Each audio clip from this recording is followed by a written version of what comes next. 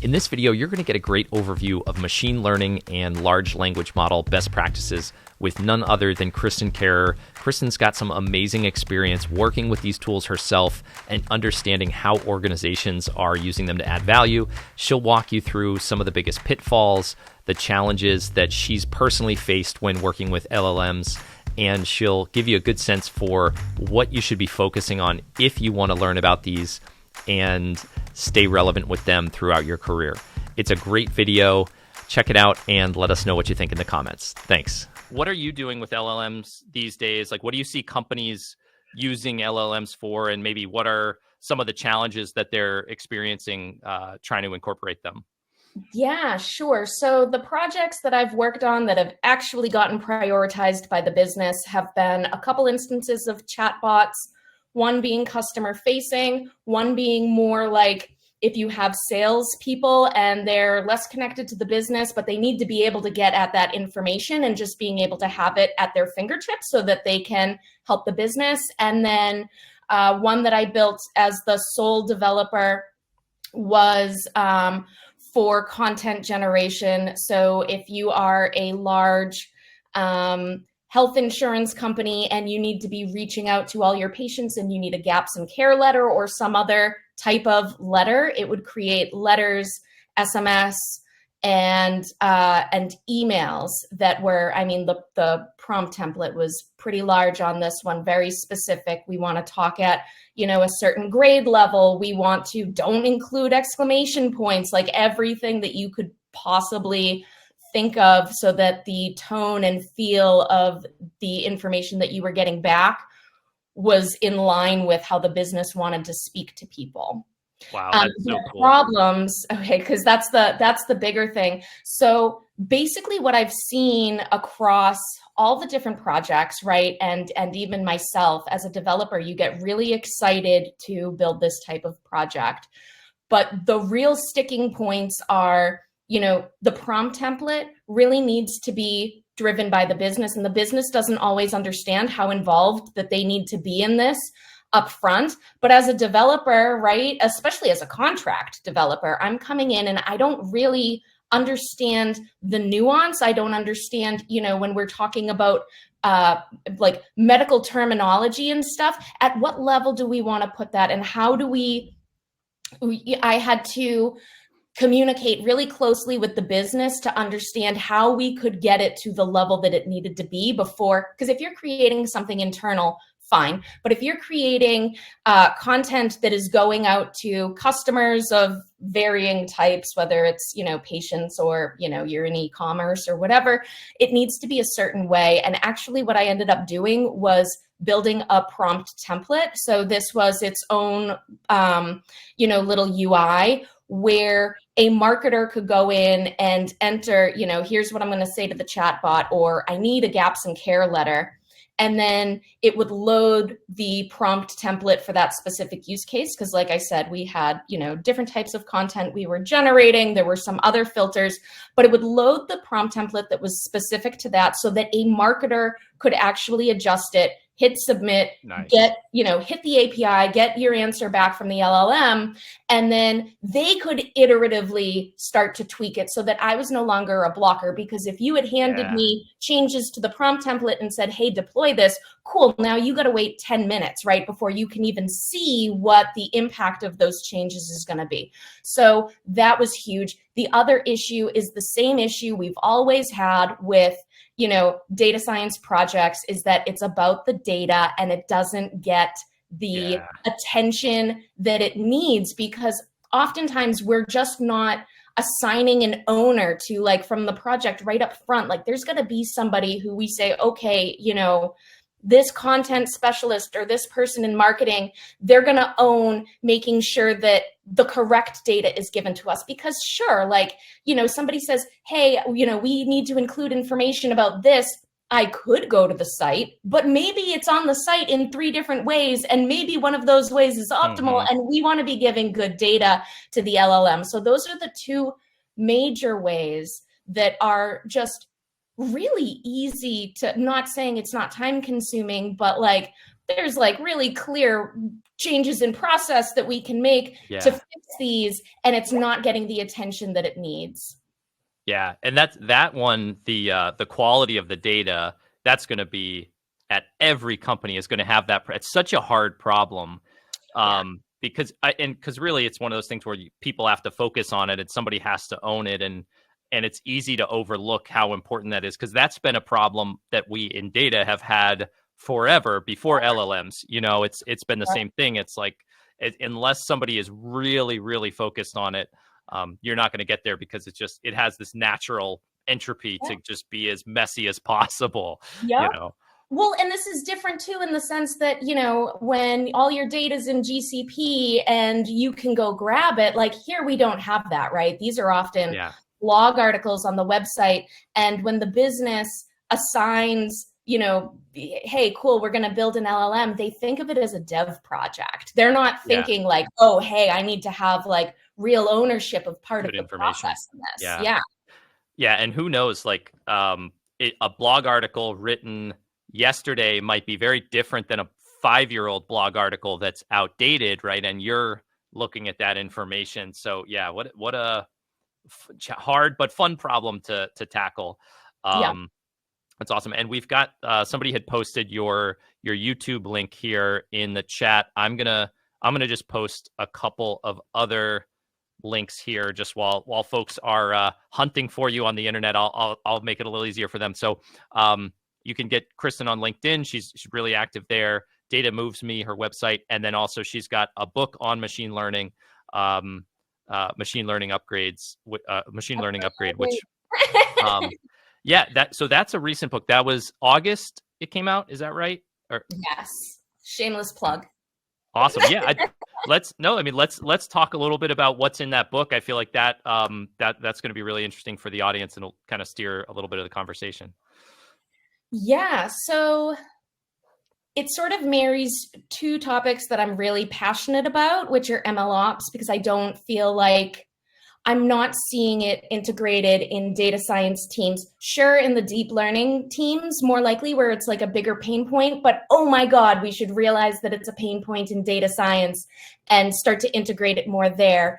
But it basically brings you through building your own LLM application with data that you get from YouTube. So it takes videos, it creates the transcription, you're putting that data in a vector database, and then it brings you through creating a Gradio app for that while doing data versioning, experiment tracking, which is a little bit different for LLM. So we show that with a random forest, and then also talk about some of the techniques that you need for evaluating LLMs themselves, and then model monitoring with Evidently AI. Very cool. Oh man, that's awesome. So yeah, if folks are interested in getting kind of deep into a lot of that stuff, obviously a really great option for you. I'm curious, kind of a related topic. So and bring it back to one of the projects that you were talking about. So you've been doing a lot with like prompt engineering and having to get really specific with this, and you're doing this at enterprise scale where it's like coming from a health provider. So I feel like you're probably honing a superpower in prompt writing, and I'm curious what kind of best practices you would give somebody who's like just typing in a simple question to ChatGPT and maybe hasn't gone down that rabbit hole yet to get really good at prompt writing. Any good best practices? So we have a bunch of tips in the book, and the majority of actually what I'm doing is for this specific use case, it was, there were a bunch of different behavioral science principles that they wanted to implement, talking about, how are we going to get across authority? How are we going to get across, certain different types of ways that they wanted to come across? And really the majority of what I was doing when, I'd work with the business and they'd come back was trying to write things in a way that is more absolute and direct. And so even though, obviously, like you see the tips on LinkedIn all the time that are like, hey, you should write this as, next, say, give this to me step by step, and then it starts to break things down better. But really, what I find when I'm working with the business is that they don't understand that there can't be any ambiguity. You can't say, do this or something similar. Like, no, it needs to be very, very prescriptive. And that's been the majority of, what I've found myself when I go through their work. A lot of times I'd get prompts from the business. They're like, we want you to enter it like this. And I'm like, that's great, but I'm going to edit this and then I'll put it in. And I think that that's really like the number one thing that you're looking for, because you can always iterate and change words, but really rereading for like, how direct and concise is this? Awesome. Yeah, fantastic. I think a lot of good stuff there. So we're seeing a lot of questions already in the questions tab, and I know we're going to be a little shorter on the session today. So let's, if you're okay with getting in the hot seat already, Kristen, we can get some of these student questions. Hey there, hope you're enjoying the video. Sorry to interrupt, we'll get you right back to it. Right now, Maven Analytics is offering a deal that was just too big not to share it with you. We've got an early Black Friday sale, and you can save up to 50% off of Maven Analytics paid plans. So if you've been considering learning Excel, SQL, Power BI, Python, Tableau, and everything else that you need to become a data analyst or accelerate your career, now is the perfect time. Check it out at mavenanalytics.io. You can see the Black Friday offer in the banner at the top of the screen. You can't miss it. Again, if you're on the fence, there's never been a better time. We don't do a lot of these sales, so I hope that some people will take advantage. Now, enjoy the video. I'll let you get back to it. Thanks. Okay, so this is from Shanil. What are some of the best tips for learning about LLMs as a complete beginner if you haven't really been in AI or ML before, but you're hearing this is an important place to be learning? What would you point somebody? Yeah, so I have completely free tutorials on YouTube. I don't remember how many they are. A lot of times I think it's centered around working with a vector database, and I personally used Zilliz, but you get, a certain amount of free credits there. Once I ran out of credits, they gave me more credits. They knew I wasn't somebody, but it's so things are going to change as we go along, right? There's been a lot of movement in terms of coming up with small language models, which would be something that you would actually train on your own machine, or model merging, which allows you to merge a smaller model with one of the big complex models. And so you train this model on your own and you merge them, and now you have the benefit of the larger model. I personally have not trained any models myself. I am hitting them through OpenAI, the API, right? So these projects are, first of all, they're a lot less linear than they used to be, because you are now using an embedding algorithm to create your embeddings to put in the vector database. There's like all these different points where you're actually potentially using ML, whereas the pipeline used to be straight. But when you see a blog article or a video on YouTube, at least for mine, it was like setting up that vector database, because that was, something that I was unfamiliar with, and connecting to that vector database.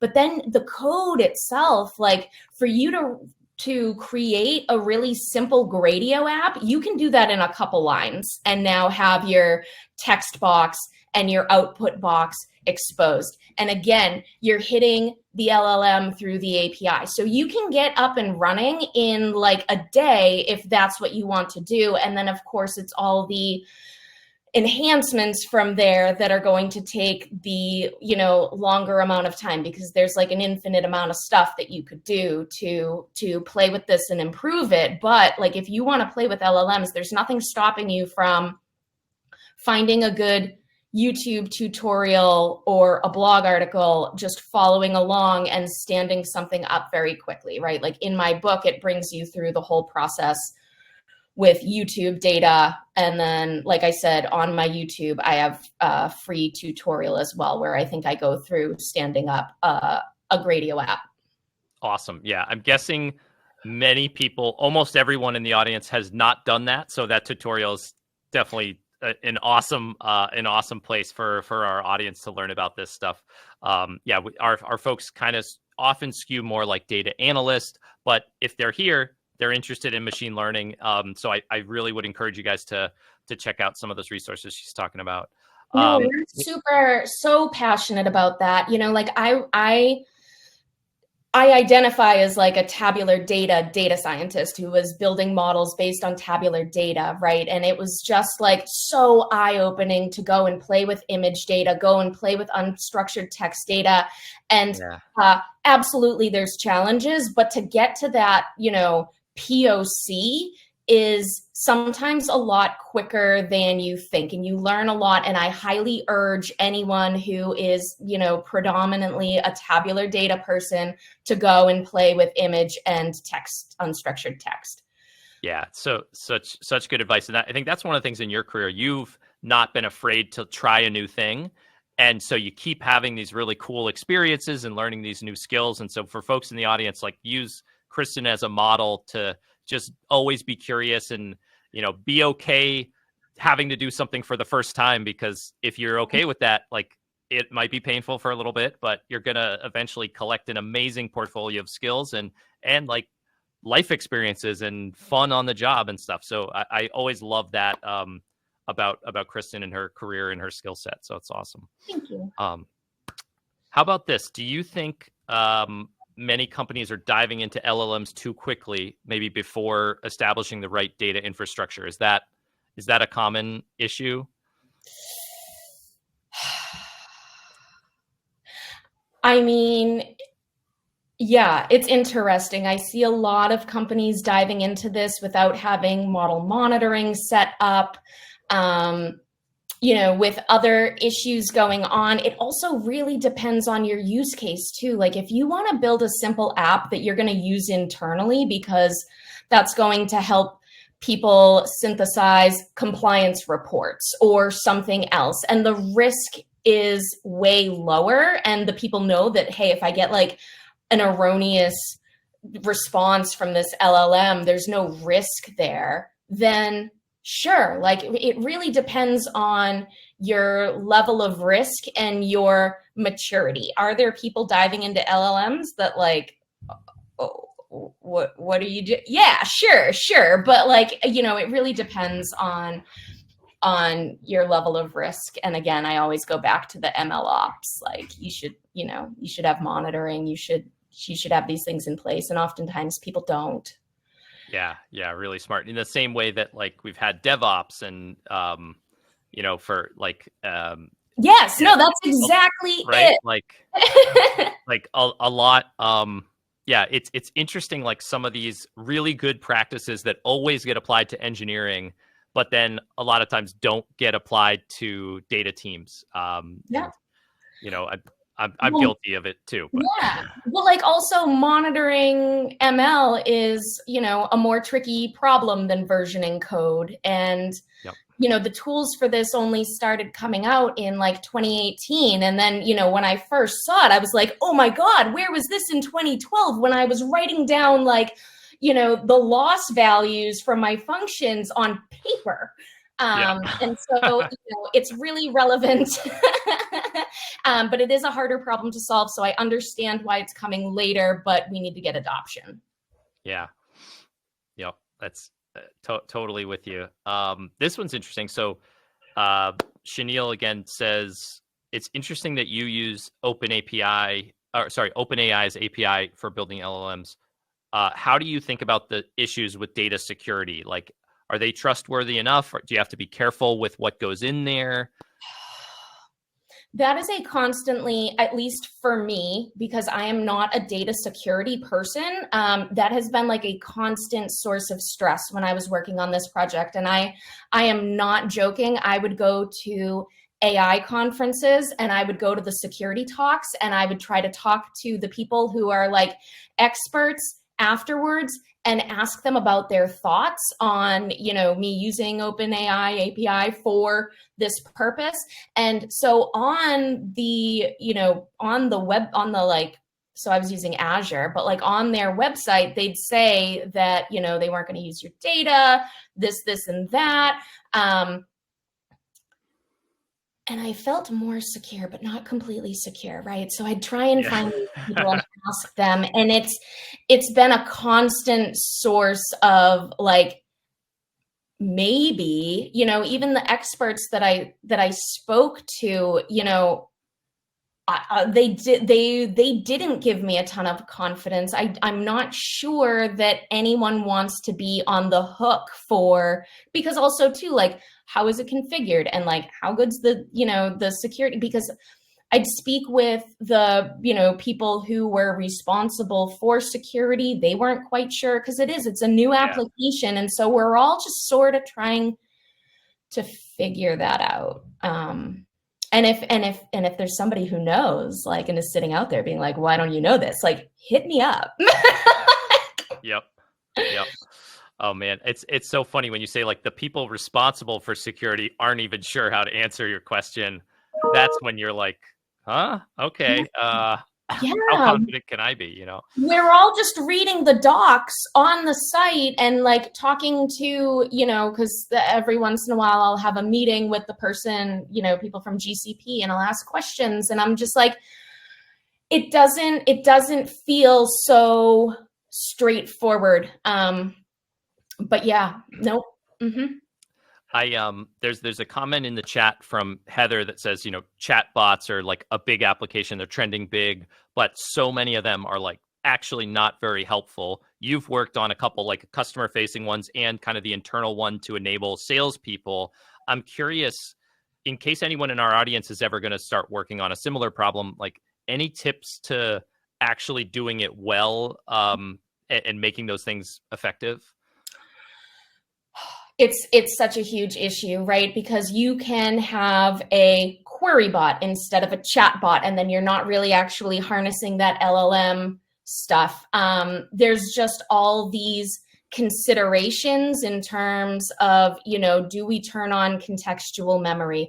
And then I recently did an analysis, and it was just how do we improve the customer experience of this, right? Because it's almost you can have a bot that maybe returns correct information, but some of the experience isn't great. Somebody will say something and it'll give you a response that is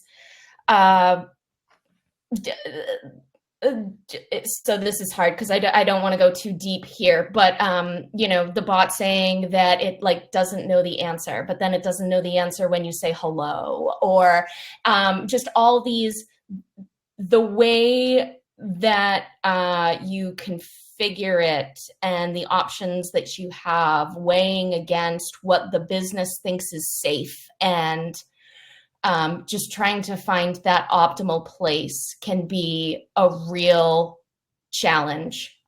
But going back to what we already talked about, the challenge is most often the data. If you have enough data in your vector database, you can do good. But, if the data isn't there, the chat experience is going to be poor. Mm-hmm. Yep. Yeah, I think it's that sounds right to me. I figured you were going to talk about data quality as at least part of it.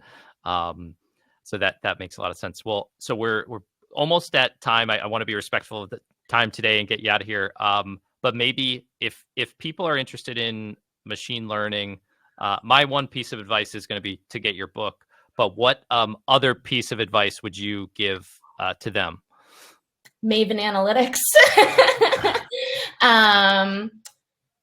No, I mean, the way that I stay up to date on current trends in the field is literally social media these days. And it's funny, I've actually said that in job interviews when they're like, how do you stay up to date? But I found out, that we don't use stepwise variable selection anymore by, some Twitter thread. And so there are pockets of the internet, after Elon took over Twitter, it sort of maybe became less hard to see, but there are some phenomenal people that you can follow on LinkedIn. There's some, stats.